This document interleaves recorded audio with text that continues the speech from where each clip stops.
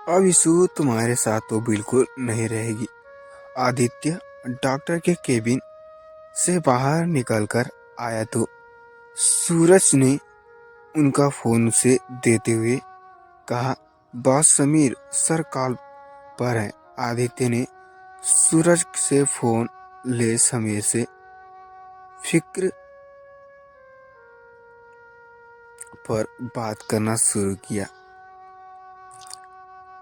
कि सामने से आती आ रही उस की नजर पड़ी जाने क्यों ये सोच था कि वो आरोही से मुंह नहीं मोड़ पा रहा था। यीशु की तरह उसने भी एक जुआन महसूस कर रहा था। आदित्य ने समीर से बात कर कॉल कट किया और अब आरोही के पास चला कर आया तो आरोही भी उसे आते देख मुस्कुरा दी और उसने उससे पूछा, भाभी को होश आया? आदित्य ने ना में सिर हिलाते हुए अब आरोही पर गौर किया तो ये बात झुठलाई नहीं जा सकती थी कि हाँ, उसमें उनकी एंजेल, उनकी 4 साल की बच्ची आशा की झलक दिखाई पड़ रही थी। शाम को भी तो उसे देख ऐसा ही लग रहा था। आदित्य ने आरोही से बात करने के लिए अपना मुंह खोला ही था कि तभी शाम की आवाज सुन उसका ध्यान आरोही के पीछे खड़े शाम और अभी पर पड़ गया। शाम जल्दी से आदित्य के पास आया और उसने धीरे से आदित्य के कान में कुछ कहा तो आदित्य ने कहा, ले जाने दो, वैसे भी मैंने डॉक्टर से बात कर ली है, यीशु ठीक है। शान ने आदित्य की बात सुन अपना सिर हिला दिया। आज तो वो बहुत शांत लग रहा था, जो कि उसके नेचर के बिल्कुल विपरीत था। शान और चुप रहे, ऐसे कभी हो ही नहीं सकता। आदित्य ने अब शाम से नजर हटा आरोही को देखते हुए कहा, चलता हूँ बेटा, पर मैं चाहता हूँ कि तुम मुझसे मिलती रहो। जब फिर हो तो घर आना, अपना फोन दो। आरोही ने आदित्य की बात सुनकर ना समझी में पूछा, जी? तो आदित्य मुस्कुराया और उसने आरोही से हाथ से फोन ले उसके फोन को पासवर्ड पूछा तो उसने कुछ सोच आदित्य को पासवर्ड बता दिया। आदित्य ने अपना फोन नंबर में सेव करते हुए कहा, जब भी जरूरत पड़े बेझिझक कॉल करना। आरोही ने मुस्कुराते हुए हाँ में सिर हिला दिया। आदित्य से अपना फोन वापस ले लिया। उसे सच में बिलीव नहीं हो रहा था कि असल में सबसे सामने एरोगेंट नेचर वाला ये बिजनेसमैन असल में एक बहुत ही अच्छा इंसान है। कितने अच्छे से वो उससे बात कर रहा था। आदित्य अब आरोही को पाए बोल शाम के साथ वहां से निकल गया था। वही अभी वो अब तक वहीं खड़ा था। उसने आरोही के पास जाते हुए उससे कहा, हाय, पहचाना? इस पर आरोही उसकी बात सुन अपना मुंह पर हाथ रख हंस दी। वो उसे नहीं पहचानेगी। उसकी वजह से ही तो कल उसने और रुद्र के बीच कितनी बहस हुई थी। आरोही ने मुस्कुराते हुए कहा, हाँ, क्यों नहीं, आपसे आपसे पार्टी में मिली थी। अभी आरोही के नेचर की मुस्कुराहट को भी मुस्कुरा दिया और उसने आरोही से कहा, मत, हम चलो यार, यही काफी है। वैसे यहाँ कैसे? आरोही उसकी बात का जवाब देते उससे पहले ही अभी का फोन बजने लगा। कॉल शान का था। उसने कॉल पिक करते हुए कहा, हाँ बस आ रहा हूँ। अभी ने कॉल कट कर आरोही से कहा, सॉरी अभी मुझे जाना होगा, बाद में मिलते हैं। आरोही ने हाँ में सिर हिलाया तो अभी उसे बाय कहते हुए मुस्कुराते हुए वहां से चला गया। इधर सुहित ईशु को अपनी गोद में दुल्हन की जगह तरह ही हॉस्पिटल के बाहर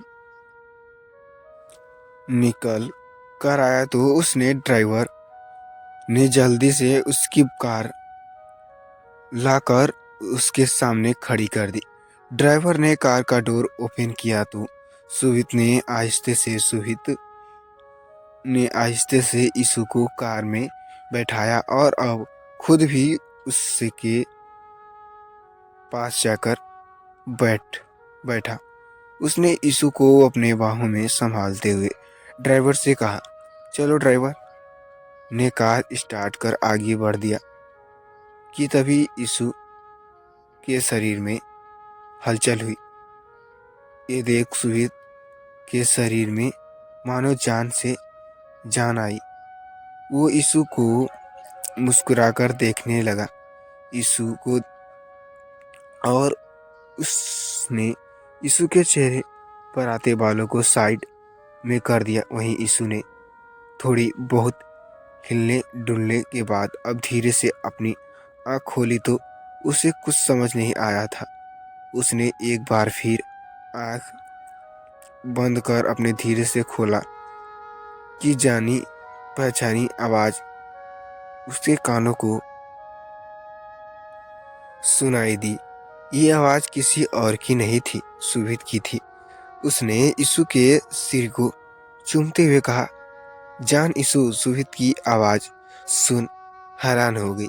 उसने उठ से अपनी आंखें खोली तो वो इस समय सुहित की बाहों में थी। कैसे कैसे वो यहाँ आई, ये सोच हड़बड़ाते हुए सुहित से दूर हुई तो वो उसका सिर घूम गया। वहीं सुहित ने ईशु का हाथ पकड़ उसे वापस से अपनी बाहों में खींचते हुए कहा, क्या कर रही हो, अभी सिर्फ रेस्ट करो। ये कहते हुए सुहित ने ईशु का सिर वापस अपने सीने में लगा सहलाया। वहीं मेडिसिन के असर की वजह से ईशु भी खुद को छुड़ा नहीं पा रही थी। चाहती तो थी कि वो सुहित की अलग हो जाए, पर हो नहीं पा रही थी। इधर सुहित का दिल बहुत जोरों से धड़क रहा था। वो किसी भी हाल में बस ईशु को छोड़ना नहीं चाहता था। सुहित की कार जाकर मित्तल मेंशन में रुकी। अब तक ईशु भी काफी हद तक संभल चुकी थी। सुहित कार से निकल कर दूसरी तरफ आया था कि तब तक ईशु कार से बाहर निकलकर खड़ी हो गई। ये देख सुहित ने उसे मौका दिया बगैर अपनी गोद में एक बार फिर उठा लिया। ईशु ने हैरान और थोड़े गुस्से में उसे घूर कर देखा तो सुहित ने उसे साफ शब्दों में कहा, तुम्हें कभी वीकनेस है, नहीं चलो पाओगी। ईशु ने उसकी बात सुनकर वह अपने पैर हिलाते हुए उसे खुद को नीचे उतारने का इशारा किया, मगर सुहित ने उसे अंदर ले जाने हुए कहा, चुप रहो, अभी इस हाल में नहीं हो कि खुद चल सको। उसकी बात सुन ईशु उसे नफरत से देखने लगी। उसकी आंख भर आई जब वो उसे मेंसल के अंदर अपने रूम तक ले आया। ये वही रूम था जहां कुछ घंटे पहले उसने उसे बेइज्जत किया था, उस पर धब्बे इल्जाम लगाए, उसके प्यार और विश्वास दोनों को तोड़कर रख दिया। पर वो तो वैसे इस सब बातों से बेखबर था। उसे देख ऐसा लग रहा था जैसे उसे कोई गिल्ट नहीं था। वे दोनों अब अंदर आए तो घर के सभी सर्वेंट उनको इस तरह आते देख उन्हें घूर रहे थे, मगर सुहित को किसी से कोई फर्क नहीं पड़ा। वो यीशु को अपने रूम में ले आया और उसने उसे बेड पर बैठाते हुए कहा, मैं अभी आया। ये कहते हुए वो रूम से बाहर निकल आए तो सुहित अब यीशु को रोते हुए बेड से खड़ी हुई।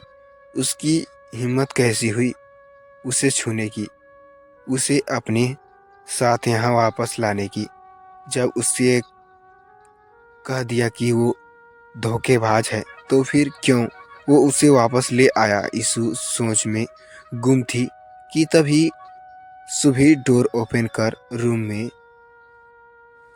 अंदर आया। उसने यीशु को खड़े देख उसे वापस बैठाते हुए कहा, क्यों खड़ी हो गई? कहाँ था ना कि रेस्ट करो। यीशु को इसकी बात और हरकतें दोनों ही अच्छी नहीं लग रही थी। उसने सुहित का हाथ झट से और खुद उससे दूरी बना ली।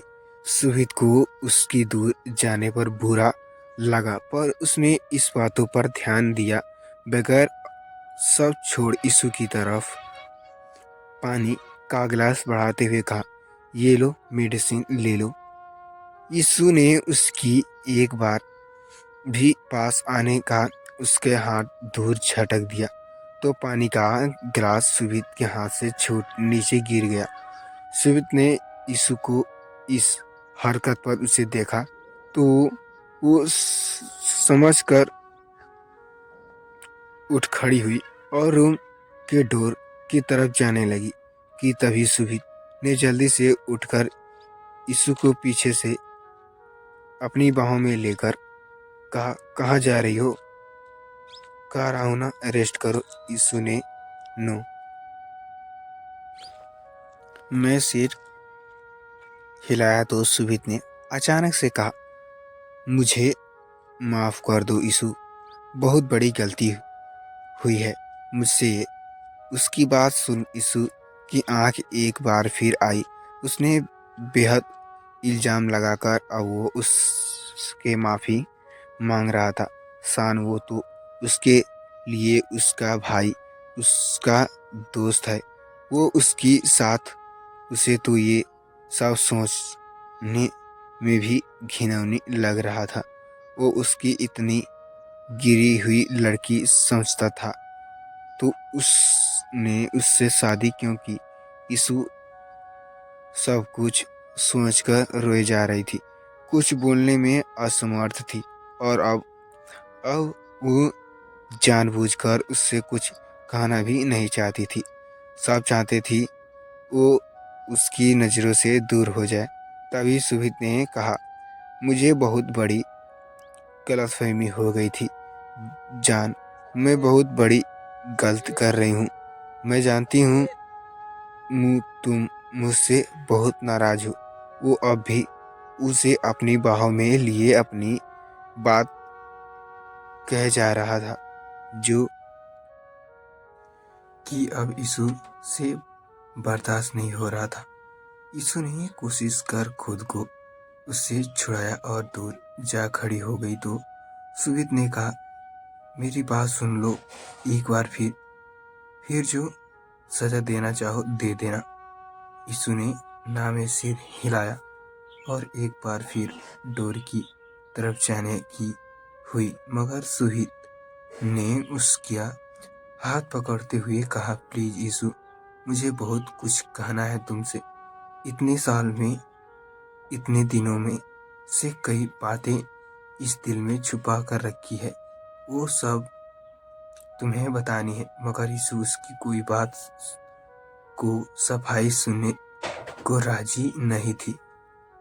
कमाई से निकली तीर और मुंह से निकली शब्द कभी वापस नहीं लेती। इसलिए अब सुहित जो गलती कर चुका था उसकी और कोई सफाई यीशु से सुननी ही नहीं थी। सुभित उसकी हाथ पकड़ते हुए ही चलकर यीशु के करीब आया और उसने जैसे ही एक बार फिर अपना मुंह खोला कि तभी उसने रूम का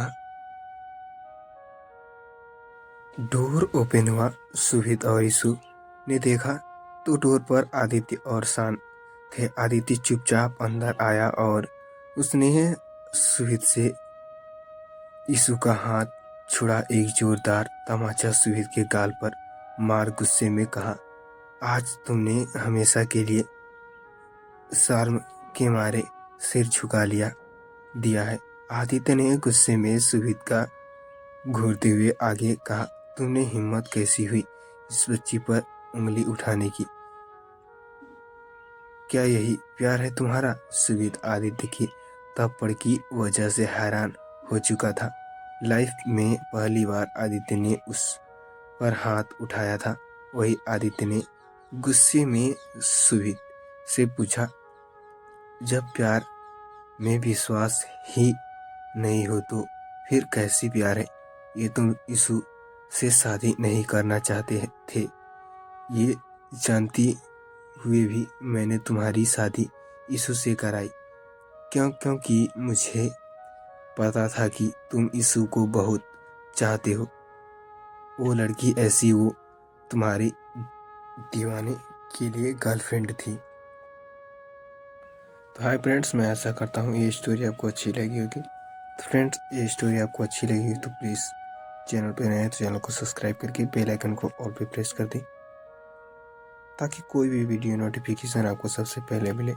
तो फ्रेंड्स, स्टोरी कैसी लगी कमेंट करके जरूर बताएं। Thank you so much. मिलते हैं नेक्स्ट पार्ट में। ऐसे ही अपना प्यार सपोर्ट बनाए रखिए। Thank you so much friends. तो फ्रेंड्स, हम लोग 1K के करीब में 1000 सब्सक्राइबर के करीब में हैं। तो फ्रेंड्स, मैं ऐसा करता हूँ आप हमारे चैनल पर जल्दी 1K सब्सक्राइब कंप्लीट करा देंगे। जब हमारे चैनल पर 1K सब्सक्राइबर कंप्लीट हो जाएंगे तो फ्रेंड्स मैं दो यानी कि 4 पार्ट डेली अपलोड करता रहूँगा। तो फ्रेंड्स, जल्दी से जल्दी हमारे चैनल को सब्सक्राइब कर लें 4 पार्ट अपलोड कराने के लिए। Thank you.